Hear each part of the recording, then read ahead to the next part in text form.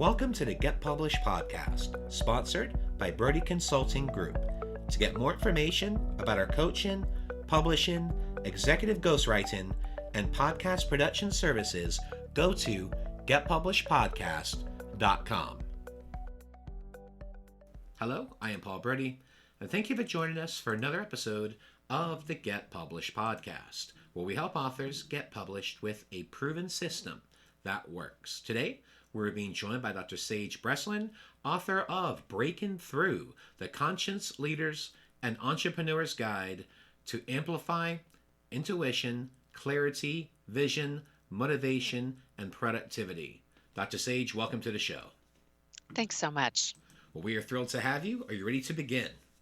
Absolutely. All right. Question number one. What is the one piece of advice that you would give to a first-time author who's currently writing their book?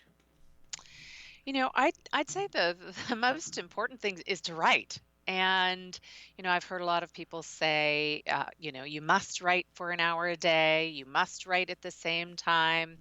And I work with aspiring authors, and I would say, write when you feel creative. Don't write in a structure that doesn't support you. So, if you have kids, don't write when they're around. If there are work deadlines, don't try to write then. Really write when you feel your best sense of openness and your connection to something greater, because, inspiration requires you to give it space. And I'm a binge writer, so I don't actually do well writing for an hour a day, but give me a weekend in a cabin and I can write a book, So I'd say just most important thing is really to write and write in a space and at a time where you can be inspired and your creativity can open. Well, I love that you mentioned that. I'm a binge writer myself. So a lot of our clients, they're all going to have different styles. But I always tell them, hey, my style is completely different. I've cranked out a book in 24 hours. It's just one of those things where certain people, when the inspiration hits, you can knock it all out. And there's other people that want more structure, that want to dedicate an hour or two a day over possibly 3 to 4 weeks to get a book done. It just has to be a style that's going to fit you, the writer, the author, the best. Yes, agreed. Well, what do you feel is the hardest part about getting published?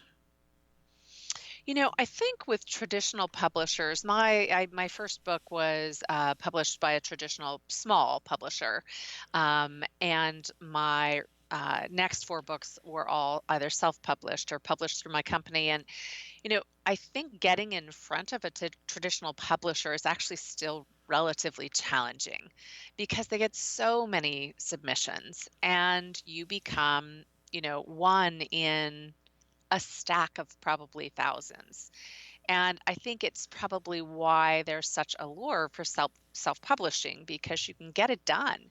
And, Amazon and especially Kindle offer a platform that make it so easy. And honestly, while there are benefits to going with a traditional publisher, one of the benefits to the self-publishing is that you can actually put up multiple editions. So if you catch, typos or proofreading errors, you can simply fix them and hit publish again. And your readers are getting the best possible version of that book on any given day or time. So there's some real benefit to that. Well, let's talk about marketing. So please share a marketing strategy that you have used in your book launches that has worked well. Gosh, I've tried a lot of different things. I'm not sure I found anything that was perfect, but I really love book launch parties. I think that sometimes celebrating your accomplishment really brings you, your best day, and it allows you to speak personally about the book. I love that when I've done book launch parties, we've had a computer there so people can actually buy from Amazon. And once they've purchased, sometimes we'll do kind of a giveaway or something special for those people who actually read and publish reviews, because we want feedback as writers. We want to know how people are receiving us and what we're putting out there. It would be great if none of us needed validation, but reality is, I think we want to get the feedback. And so, sometimes just creating a space and an opportunity for people to actually post their reviews can be really fun. Well, and I love book launch parties too. They're such a great thing to do, both virtually and also in person. We do a multi-author collaboration every year with our Get Published business books, and we actually had a huge book launch party over at Texas Live, which is our big entertainment district here in Arlington. And it was great because we did the panel. It was a party. It was fun. It was laid back, and everyone came out to celebrate. I mean, those type of things, plus doing the Facebook Lives and having those virtual parties, it's just such a great opportunity to be able to promote your book. I agree completely. And like I said, I don't think there's any one perfect marketing strategy. There are so many, is what I would say. Yeah, And again, it goes back to what is consistent for who you are and what is going to make you smile. Because honestly, if you feel good about what's happening and how you are marketing your book, people can tell. And frankly, they want to buy the book because they see how happy you are about it. absolutely. Well, speaking of books, I'd like to know what is your favorite book and what was the number one thing that you learned from it? I get this question about books and movies, and it makes me crazy because I could never just choose one. I would say I have a couple.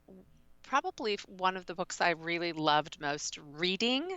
I didn't really enjoy the film, but was Eat, Pray, Love. I love Elizabeth Gilbert's style of writing, and funny enough, I would say Bird by Bird by Anne Lamott.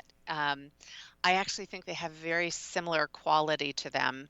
And while I think that Anne was trying to be informative and educational, because Bird by Bird has been read by so many authors and aspiring authors, but it's the language I love in both of the books. I love the sort of descriptive prose. I love that both of those authors really seem to be telling a story about their lives. And it's something that Lamont really speaks to. The write what you know, start with what you know, tell the stories of your life, start there.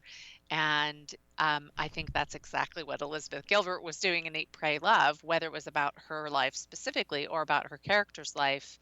I think that it left most readers feeling as if it were the author's life. um, so those are two really, I think, beautifully written books, and it has definitely, both of them, I think, are consistent with my own style and, or at least my own preferred style. I mean, five books, they're all about different things, but I love the more narrative style of writing. And for a final question, what is your favorite quote and why? Oh gosh, this is the same thing. This should be what, how many quotes do you have and what do you like? Actually, most of my favorite quotes, I mean, I did a whole book 2 years ago, 365 Days of Sage Wisdom. The title of the book is Daily Pearls, and it has a quote for every single day. So I have at least 365 favorite quotes.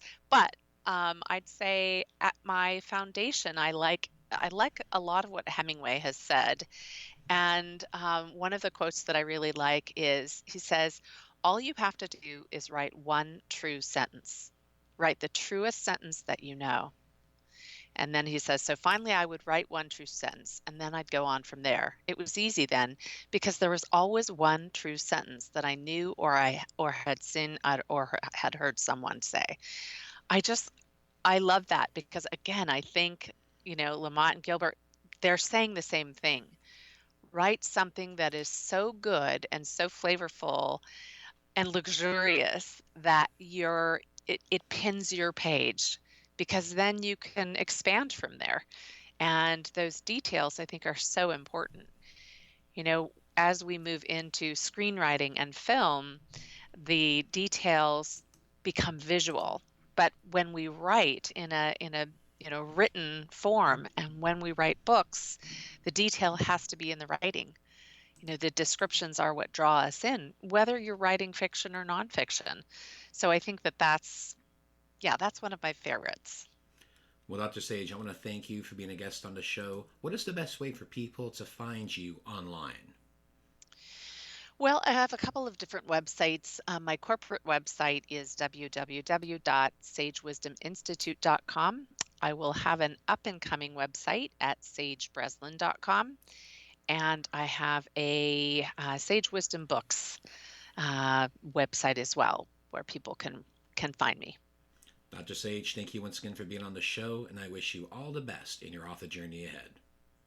Thank you so much. Thanks again for joining us today. To learn more about how you can be featured in our brand new Get Published business book, go to getpublishedpodcast.com.